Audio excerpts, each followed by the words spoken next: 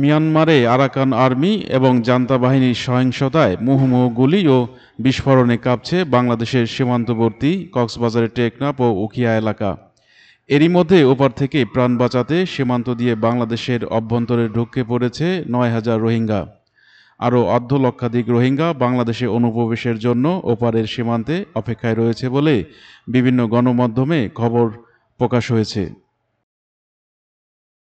এমন পরিস্থিতিতে হিমশিম খাচ্ছেন খোদ সীমান্ত রক্ষাকারী বাহিনী বিজিবি ও কোস্টগার্ডের সদস্যরা।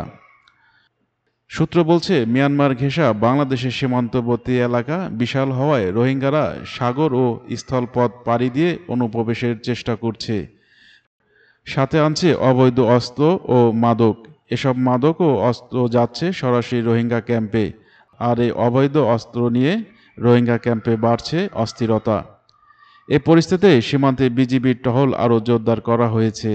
একইভাবে সাগরেও নিরাপত্তা জোরদার করেছে কোস্টগার্ড। পরিস্থিতি সামাল দিতে নিয়মিত টহলও বৃদ্ধি করেছে বিজিবি ও কোস্টগার্ড। একাধিক সূত্রে জানা গেছে, রোহিঙ্গা ও মাঝিদের সঙ্গে যোগাযোগ করে এরই মধ্যে আশ্রয় নিয়েছে বিপুল সংখ্যক রোহিঙ্গা সদস্য। রোহিঙ্গা দালালদের পাশাপাশি স্থানীয়রাও জনপ্রতি ২০,০০০ টাকা নিয়ে মিয়ানমার থেকে পালিয়ে আসা রোহিঙ্গাদের আশ্রয় দিচ্ছে বলে অভিযোগ উঠেছে। এরই মধ্যে টাকার ভাগাভাগি নিয়ে রোহিঙ্গা ক্যাম্পে দালালদের সঙ্গে ব্যাপক গোলাগুলির ঘটনাও ঘটেছে।